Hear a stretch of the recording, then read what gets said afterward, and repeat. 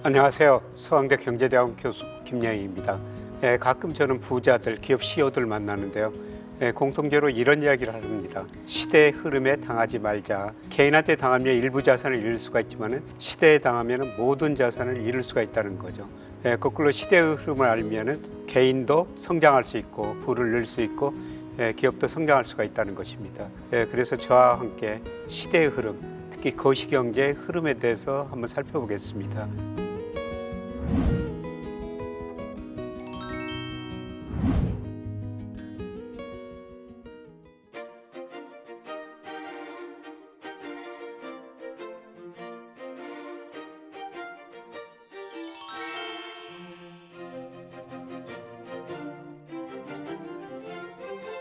첫째는 요즘 세계경제 참 어렵다고 그러는데 왜 어려운가? 세계경제 한마디로 현재 어려운 것은 그동안 부채가 너무 많이 쌓였고요. 모든 자산가의 거품이 발생했다 붕괴되는 과정입니다. 그러면 어떻게 흘러갈지 한번 생각해 보겠습니다. 이 그림에 있는 것처럼 세계경제는 장기적으로는 성장합니다. 그러나 지난 역사를 보면 중간중간 어려운 일이 벌어지지 않습니까? 2008년에 미국에서 금융위기가 있었고요. 그 다음에 2020년 코로나로 세계 경제가 극심한 침체에 빠졌습니다. 그리고 세계 경제가 어렵습니다. 언론에서 가끔 저를 닥터 둠 이런 식으로 표현하는데요. 제가 2008년, 2020년 경기 침체를 미리서 예고를 해줬고요. 그리고 우리 코스피가 3,300 갔을 때 2,200까지 떨어질 수 있습니다. 이런 전망을 했는데 주가가 실제로 그 밑으로 떨어졌었죠. 그래서 이런 위기를 맞추다 보니까 닥터 둠이라는 별명을 얻었습니다만, 그런데 지나고 보면 어떻습니까? 이런 위기가 왔을 때 우리가 부를 늘릴 수 있는 기업고 기업이 성장할 수 있는 기회가 되었다는 겁니다.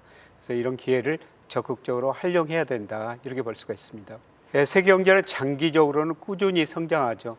제가 잠재 GDP라고 그림에 파란 선으로 그려놨습니다만 기간이 갈수록 세계 경제는 장기적으로 성장합니다. 그런데 실제 경제는 어떻습니까? 좋아졌다 나빠졌다 이런 사이클이 반복이 됩니다. 아마 여러분이 경제학을 공부 안 하셨더라도요, 이런 식은 한번 보셨을 거예요. 제가 Y는 C 플러스 I 플러스 G X 마이너스 M 이런 식으로 표시해놨는데요. 우리 GDP 경제가 성장하려면 C 우리 가계가 소비를 해야 되고, I 기업이 투자를 해야 되죠. G 정부가 돈을 써야 됩니다. X 수출이 돼야 되죠.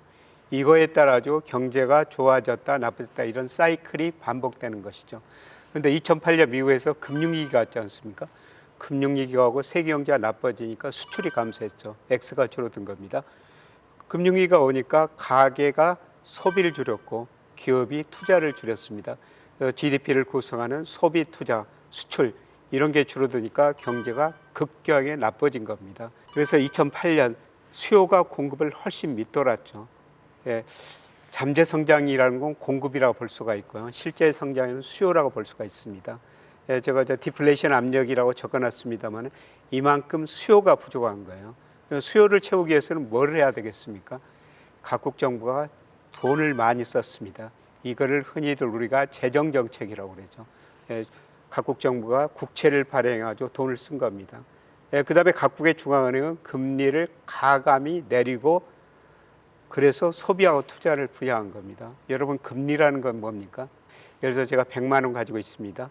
이 방송 끝내고 그 돈 가지고 저녁도 친구들하고 맛있게 먹고 서핑도 하면 얼마나 즐겁습니까? 근데 그 돈을 은행에다 맡겼다면 소비를 참는 데는 대가를 받아야 된다는 거죠. 금리가 낮으면 소비를 참는 데는 대가가 낮으니까 지금 제가 돈을 써버리죠. 금리가 높으면 어떻습니까?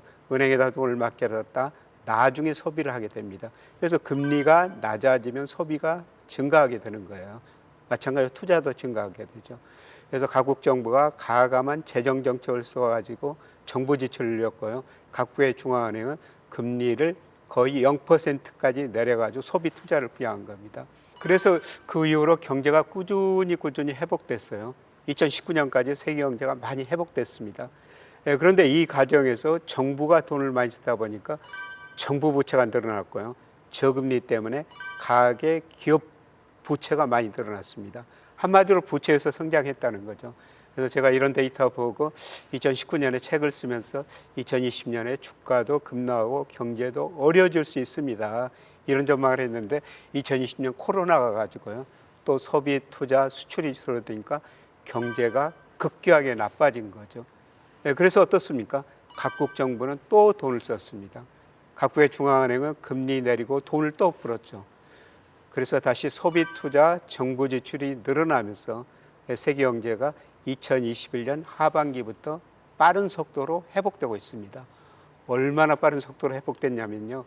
여러분 2020년에 코로나 때문에 세계 경제가 마이너스 3% 성장합니다. 1930년대 대공황 이후 세계 경제가 마이너스 3% 성장한 건 처음이었어요. 그만큼 2020년 경제가 어려웠죠. 그런데 2021년에 무려 6%나 성장합니다. 그만큼 정부가 돈을 많이 쓰고 그 다음에 중앙은행은 돈을 많이 풀었다는 겁니다. 그래서 경제는 그야말로 V자형 회복했죠. 물론 이제 올해 내년 경제 성장률이 낮아지긴 하겠습니다만 어떻든 이렇게 V자형 회복을 했다는 겁니다. 그런데 문제는 이 과정에서 각 경제 주체가 부실해지고 말았다는 겁니다. 선진국은 정부가 부실해졌어요. 2008년에 선진국의 GDP 대비 정부 부채가 76%였습니다. 그런데 2020년 코로나 때문에 많이 쓰다 보니까요.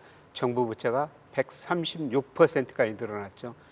선진국 정부 부채가 76에서 136%까지 정부가 급격하게 부실해진 겁니다.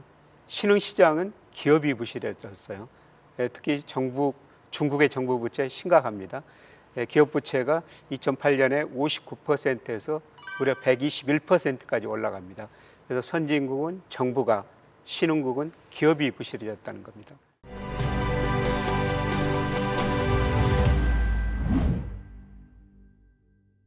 우리는 누가 부실해졌어요? 여러분 신문에서 보시면은 가계가 부실해졌다, 가계 부채 많다 이런 보도들이 정말 많이 나오죠. 가계가 부실해진 건 사실입니다. 여러분 97년에 우리가 외환위기를 겪었어요. 외환위기가 왜 왔습니까? 86년, 88년에 우리 경제가 너무 좋았어요. 소위 3조 호황으로 86년, 88년에 연평균 12%라 성장합니다. 이렇게 우리 경제가 좋으니까 우리 기업들이 미래를 낙관적으로 보고 돈을 빌려가지고 투자를 많이 했죠. 그런데 90년대 들어가지고 수요가 부족해집니다. 그래서 과잉 투자한 기업이 부실해졌고 돈을 빌려준 은행도 부실해졌죠. 97년에 외환위기를 한마디로 부실한 기업 은행을 처리하는 과정이었습니다. 우리 얼마나 뼈아픈 구조조정을 했습니까? 30대 재벌 중 11개가 해체됐을 정도입니다. 그럼에도 불구하고 세계가 한국이 구조조정 잘했다 이렇게 평가했죠. 사실 구조조정 빨리 끝냈습니다. 그때 가계부채가 GDP 대비 50%밖에 안 됐고요. 정부 부채가 6%밖에 안 됐습니다. 우리 정부가 정말 건실했죠. 그래서 공적 자금 167조 투입해가지고 구조조정을 빨리 끝낼 수가 있었던 거죠. 그런데 최근에 어떻습니까? 지금 기업 부채가 외환위기 전보다 높아졌고요. 가계부채가 50%에서 100%를 넘어섰습니다. 세계에서 가계부채가 이렇게 빨리 늘어난 날은 없다는 것입니다. 그리고 정부 부채도 꾸준히 늘어나고 있습니다. 그래서 제가 앞서 전 세계가 부채에서 성장했다 이런 말씀을 드렸습니다마는 우리나라도 기업, 특히 가계부채가 늘어나면서 부채에서 성장한 대표적인 나라 중에 한 나라라고 볼 수가 있습니다. 다른 나라와 비교하면 기업 부채 다른 나라보다 훨씬 높고요. 가계부채 이렇게 높은 나라가 없습니다. 물론 가계부채가 높다고 당장 위기가 오는 건 아닙니다. 근데 가계부채가 높다는 건 뭡니까? 우리가 은행에서 돈을 빌렸으면 원금을 갚고 이자를 갚아야 되지 않습니까? 우리 가게가 한 달에 100만 원 벌면요. 한 달에 40만 원을 원리금 상환한 데 써야 된다는 겁니다. 그래서 소비할 돈이 줄어들고 있는 거죠. 그래서 우리 경제가 소비 중심으로 장기적으로 저성장을 할 수밖에 없는 구조입니다. 그래서 기업 가계부채가 높고요. 다른 나라 비교해 보면요. 정부 부채는 세계에서 가장 낮은 쪽에 속합니다. 다행스러운 일이죠. 그래서 우리 정부가 돈을 쓸 수밖에 없는 구조라는 겁니다. 그래서 이번 정부 들어가지고 좀 긴축을 하고 있습니다. 앞으로 쓸 수밖에 없습니다. 왜냐하면 기업 가계부채가 높으니까요. 기업이 과거처럼 투자 많이 할 수 없고 가계도 소비를 많이 늘릴 수 없습니다. 그래서 정부가 쓸 수밖에 없습니다. 그래서 여러분의 귀중한 세금을 앞으로 정부가 돈을 많이 쓸 텐데요. 여러분이 잘 쓸 수 있도록 감시는 해야 된다는 겁니다. 전 세계가 부채에 성장했다, 이런 문제가 있다. 또 다른 문제는 모든 자산 가격에 거품이 발생했다가 붕괴되는 과정이라는 겁니다. 대표적으로 미국만 살펴보겠습니다. 다른 나라도 방향은 똑같습니다. 제가 그림에 빨간 선으로 마샬 K라고 그려놨는데, 이 마샬 K라는 것은 명목 GDP, 실물에 비해서 M2, 돈이 얼마나 풀렸는가를 나타내는 지표입니다. 그런데 2000년 IT 거품 붕괴됐죠. 2008년 금융위기 왔죠. 그 이후로 어떻습니까? 이 마샬 K가 한 단계씩 올라갔지 않습니까? 돈을 풀어서 위기를 극복했다는 겁니다. 특히 이번 코로나 때는 어떻습니까? 그야말로 마샬 K가 수직으로 증가해 버렸지 않습니까? 미국이 이렇게 돈을 많이 푼 거는요, 역사상 1930년대 대공황 이후 처음이라는 겁니다. 이렇게 돈을 많이 풀었더니 시장금리가 많이 떨어졌죠. 시장금리라고 대표적으로 미국의 10년 국채 수익률이거든요. 2020년 상반기에 0.5%까지 떨어졌습니다. 역사상 최저치였죠. 금리가 이렇게 떨어졌다는 건 채권 가격은 역사상 최고치를 기록했다는 겁니다. 금리하고 채권 가격은 반대 방향으로 움직이니까요. 채권 시장에 엄청난 거품이 발생했다는 것이죠. 그런데 어떻습니까? 그림에서 보시는 것처럼 마샬 K가 많이 줄어들고 있죠. 미국이 금리를 인상하고 돈을 실물에 비해서 상대적으로 줄이고 있다는 겁니다. 그래서 0.5%까지 떨어졌던 금리가 최근에 4%까지 올라갔습니다. 채권 가격은 급락했다는 거죠. 채권 시장에서는 거의 거품이 붕괴된 것 같습니다. 왜냐하면 제가 미국의 적정 10년 국채 수익률 추정해 보니까요, 장기적으로는 명목 GDP 성장은 비슷한데 한 4% 정도 됩니다. 최근에 4%까지 올라왔기 때문에 채권 시장에서는 거의 거품이 붕괴됐다. 그래서 제가 작년 9월 이후에는 채권은 사셔도 됩니다, 이런 말씀을 계속 드렸습니다. 이제 주식시장에서 거품이 발생했다 붕괴되는 과정입니다. 흔히들 버핏 지수라고 그러는데요. 이 버핏 지수라는 것은 GDP에 비해서 시가총액이 얼마나 높은가를 나타내는 지표 중에 하나입니다. 그런데 2021년 4분기에요. 이 버핏 지수가 334%까지 역사상 최고치까지 올라간 겁니다. 그만큼 GDP에 비해서 주가가 많이 올라갔다는 거죠. 거품이 발생했다는 겁니다. 그런데 어떻습니까? 지금 심각하게 꺼지고 있죠. 그래서 최근에 잠깐 반등하고 있습니다만, 제가 평가해 보면 과거 평균에 비해서 아직도 굉장히 높은 수준이거든요. 미국 주가가 거품이 한 3분의 2쯤 붕괴됐고요. 3분의 1은 남아있는 것 같습니다. 최근에 미국 주가가 많이 올랐는데요. 조만간 이렇게 가대평가가 되기 때문에 앞으로 소비가 감소하면서 기업 매출 이익 줄어들면서 주가가 조만간 한번 또다시 하락할 수가 있습니다. 지금 주식시장은 거품이 붕괴되는 과정이라는 거죠. 이제 남은 거는 주택시장이에요. 여러분, 2008년 미국의 금융위기가 왜 왔습니까? 2000년에서 2007년 초반까지요, 미국의 집값이 한 2배 정도 올랐어요. 이 집값이 오르니까 미국 가게가 돈 빌려가지고 소비를 했죠. 또 집값이 오르니까 돈 빌려가지고 집을 샀어요. 금융회사들은 가게한테 집을 담보로 빌려준 돈 가지고 여러 가지 파생 상품을 만들어서 팔았습니다. 그런데 2007년 하반기, 2008년 집값이 급락하니까 가게가 부실해지고 기업이 부실해지면서 금융위기가 왔던 것입니다. 자, 집값 그래프에 나와 있습니다만 그때보다도 집값이 더 많이 올랐습니다. 소득에 비해서, 물가에 비해서, 렌트에 비해서 집값에 엄청난 거품이 발생했다는 거죠. 그런데 이제 집값이 꺼지는 과정이 전개되고 있습니다. 그래서 크게 보면은 돈을 많이 풀어가지고 채권 시장에 거품이 발생했다, 붕괴됐고요. 주식 시장에서는 3분의 2쯤 붕괴되고 3분의 1이 남아있다는 거죠. 주택 시장에서는 거품 붕괴 초기라고 볼 수가 있습니다. 그래서 전 세계가 부채에 성장했고 모든 자산가에 거품이 발생했는데요. 그런데 금리만 낮고 경기만 좋으면은 이 두 가지 문제가 지탱할 수가 있는 거죠. 그런데 미국이 금리를 인상할 수밖에 없죠. 중앙은행의 가장 중요한 목표는 물가 안정입니다. 어디나 대부분 소비자 물가 기준으로 2% 목표를 설정하고 있습니다. 그런데 작년 9월에 6월입니다. 소비자 물가가 무려 9.1%나 올랐어요. 40년 4개월 만에 최고치를 기록한 거죠.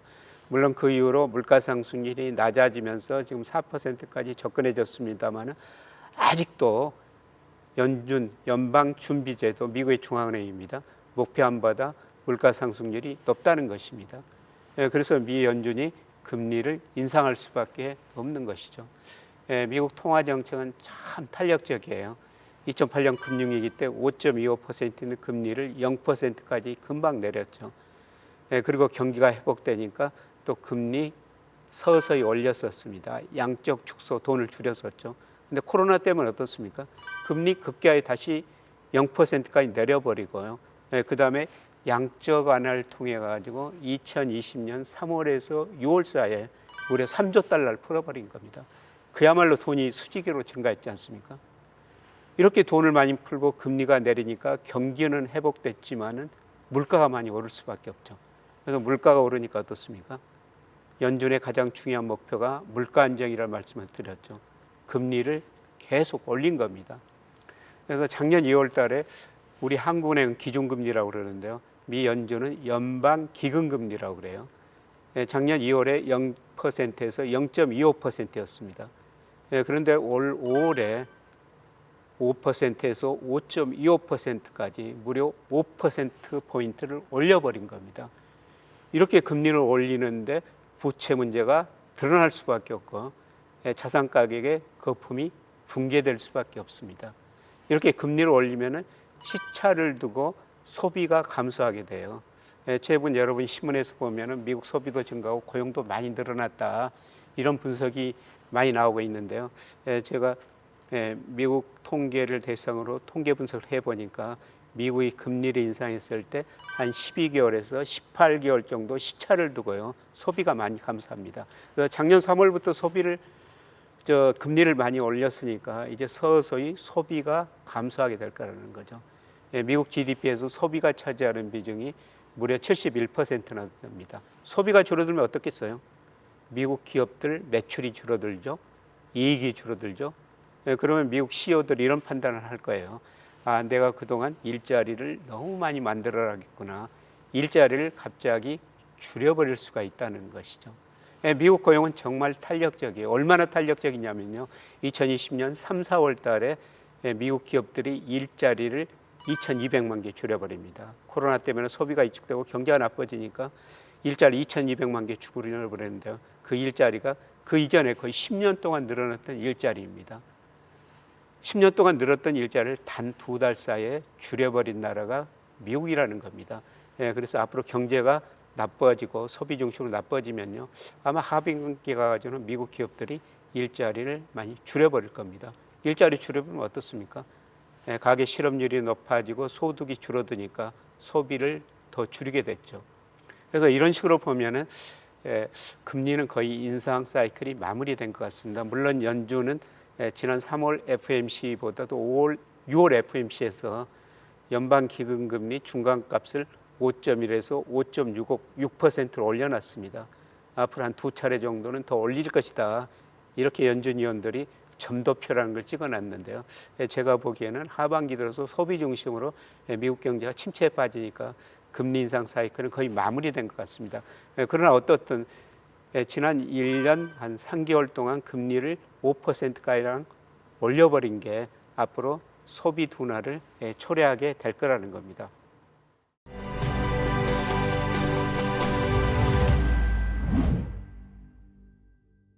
금리가 이렇게 높아도 경기만 좋으면은 자산 가격, 부채 문제 버틸 수가 있죠. OECD에서 각국의 선행지수를 발표하는데요. 그런데 선행지수가 우리나라께 2021년 5월 먼저 꺾였어요. 그리고 G20 국가들은 바로 한 달 후에 2021년 6월에 꺾였거든요. 이 선행지수가 꺾인다는 것은 앞으로 경기가 나빠진다는 겁니다. 선행지수 꺾이고 지금 세계 경제 어렵지 않습니까? 그런데 과거 보면은 우리나라 선행지수가 OECD 전체 선행지수에 저점 고점에서 좀 선행하는 모습이 나타나죠.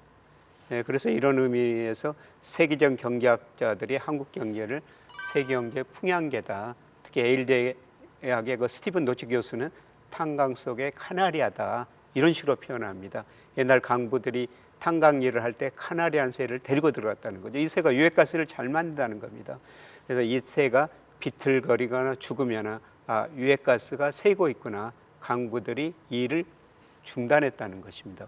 그러면 우리 경제가 왜 세계 경제에 선행하겠습니까? 우리가 전 세계로 수출해요. 그래서 우리 수출만 보면은 세계 경제 흐름을 알 수가 있다는 겁니다. 그리고 우리 수출 통계가요, 세계에서 제일 빨리 발표됩니다. 매월 1일 날 지난달 통계를 발표해 버립니다. 세계에서 이렇게 빨리 수출 통계를 발표하는 나라는 없습니다. 다 한 달이나 한 달 반 지나고 나서 그 전달 수출을 발표하는데요. 우리 그만큼 IT 시스템이 잘 돼 있다는 것입니다. 그런데 어떻든 세계 경제가 우리 선행지수를 중심으로 나빠지기 시작했다는 겁니다. 그래서 앞서 제가 세계 경제가 부채 성장했고 모든 자산가의 거품이 발생했는데 이게 금리만 낮고 경기만 좋으면은 지탱할 수가 있는데, 근데 물가 상승 때문에 각국의 중앙은행이 금리를 올릴 수밖에 없었고요. 그 다음에 이런 상황에서 경기마저 나빠지니까 두 가지 문제가 드러나면서 세계 경제가 지금 어려운 것입니다. 물론 최근에 그 긍정적인 지표도 조금은 나오고 있습니다. 우리나라나 OECD 전체 선행지수가 최근에 조금 반등하는 조짐이 나타납니다. 이거는 현재의 경제는 나쁘지만 빠르면 올 4분기 내년 가서는 경제가 좋아질 것이다. 이런 의미를 담고 있습니다만, 그런데 어떻든 그동안 선행지수가 떨어지고 현재 경기는 나빠지고 있다는 것입니다. 그래서 제가 앞으로 그 세계 경제를 전망해 놨는데요. 파란 선은 낙관적인 경우입니다. 세계 경제가 계속 높은 성장을 할 거라는 거죠. 그런데 빨간 선으로 제가 비관적인 경우를 그려놨습니다만은 세계 경제 성장률이 낮아지는 경우입니다. IMF, OECD, 세계은행 작년보다 올해 성장률을 다 낮게 전망하고 있죠. 그래서 이런 거 비관적인 확률이 낙관적인 확률보다는 좀 더 높은 것 같습니다. 그래서 올해 그 세계 경제는 어렵다 이렇게 볼 수가 있고요. 그래서 요약하면요. 전 세계가 2008년, 2020년 경제위기를 겪으면서 부채에 성장했다. 특히 2020년에 미국이 돈을 너무 많이 풀어가지고 자산가의 거품이 발생했다. 그 두 가지 문제가 발생하고 있다는 겁니다. 각국의 중앙은행이 금리 오르고 경기도 나빠지니까 부채 문제, 자산가의 거품 문제가 터질 수밖에 없다는 것입니다. 그래서 다음 경기 침체가 오는데요. 각국 정부 그다음에 중앙은행이 정책 수단에 한계가 있기 때문에 과거보다는 회복 속도가 느리고 앞으로 5년 정도는 과거 평균보다 낮은 성장을 할 것이다. 이게 세계 경제가 직면한 문제라고 볼 수가 있겠습니다.